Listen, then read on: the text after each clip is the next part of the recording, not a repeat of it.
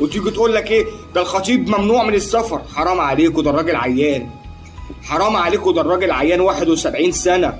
الدكاتره قالوا له مش هنسمح لك ان انت تسافر وتعرض حياتك للخطر نظرا للساعات الكبيره عشان تسافر لامريكا، تروح من هنا للدوحه ومن الدوحه تاخد طياره ثانيه لامريكا، او تروح من مثلا من القاهره لحد دبي ومن دبي تاخد طياره لامريكا. قال لك لا يا كابتن، ساعات كتيره عليك، ساعات كتيره عليك وانت سنك كبير، مش هنسمح ان احنا نخاطر بحياتك.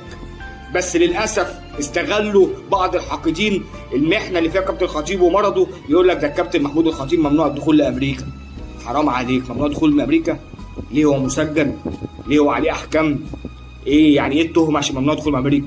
يقول لك لا لا لا هو ممنوع من الدخول من امريكا. يا جدع حرام عليك، يا جدع حرام عليك. اولا كابتن محمود الخطيب لو بصحته يسافر قبل اي حد، لان هيطلع اللي هو رئيس النادي الاهلي، رئيس نادي مشارك في بطوله كاس العالم للانديه. ازاي نادي يسافر ورئيس النادي بتاعه مش مسموح له يدخل امريكا؟ هل ده كلام يعقل؟ ربنا عرفوه بالعقل. يا حاقدين يا اللي بتشككوا، يا حاقدين يا اللي بتكذبوا، هل ده يعقل ان فريق يسافر يلعب في بطوله كاس العالم للانديه وتيجي تقول لي اصل رئيس النادي ما طلعلوش تاشيره؟ طب قولوا كلام يتصدق. ده انت لو جبت عيل صغير لسه مولود مش هيصدق الكلام ده. تيجي تقول لي الكابتن محمود الخطيب رئيس النادي الاهلي اكبر نادي في افريقيا ازاي ما حصلش على تاشيره الدخول؟ دي السفيره الامريكيه يا راجل متصوره معاه، السفيره الامريكيه متصوره معاه قبل ما البعثه تسافر. تيجي تقول لي اصل الكابتن الخطيب ممنوع من دخول امريكا؟ حرام عليكم والله.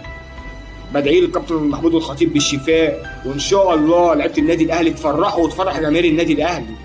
عايز اقول لك النادي الاهلي فخور ان وراه جماهير بالملايين في كل حته في كل مكان.